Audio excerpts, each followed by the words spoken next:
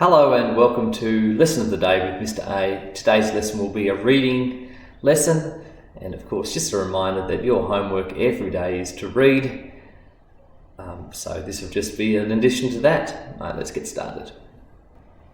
So if you turn to your learning pack, you'll find the reading page, and on the reading page we're going to be looking at summarising. The summarising reads, summarise a book you have read or are reading in 3 sentences or less.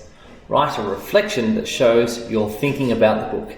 So we're going to work through that today.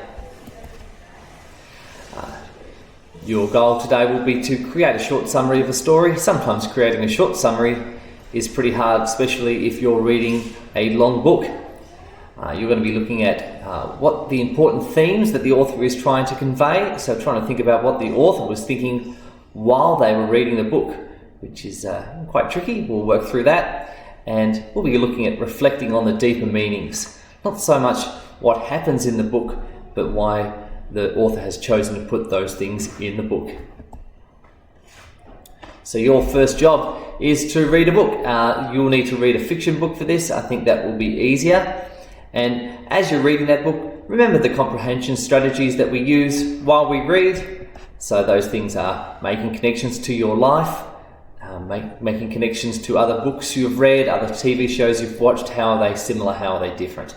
Predict what's going to happen next, and to visualize, to create pictures of the action in your head as you're reading, especially if you're reading a novel that doesn't have any pictures in it. All right, good luck with that. Let's read.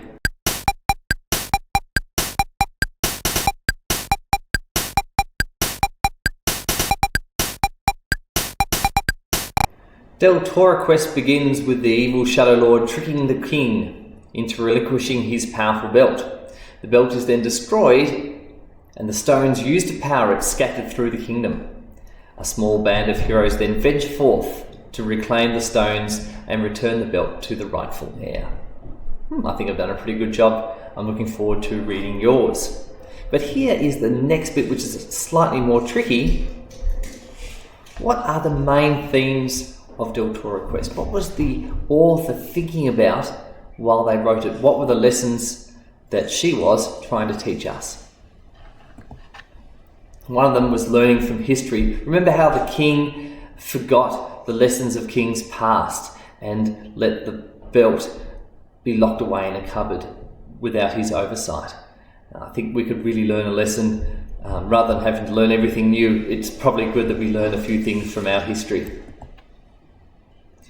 Go outside your comfort zone to do things you wouldn't normally do. At the start, they stayed inside the castle the whole time. They never ventured forth. They never went outside of the gates. And because they didn't know what was happening out there.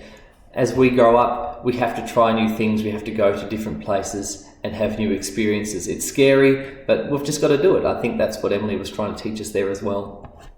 And finally, working together is better than working alone. I didn't get up to the end of the first book with you guys. Hopefully I will when we get back to class.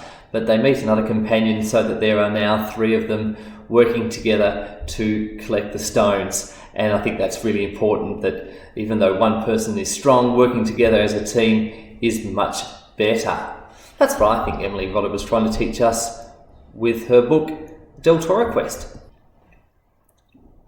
What's our extension for this activity? Well, what I'd like you to do is justify your opinions. So give examples on how that theme is presented in your book. I've chosen here learning from history, and here's how I think that it is presented in the book. The first kings realised how important the belt was, but after many generations they grew lazy.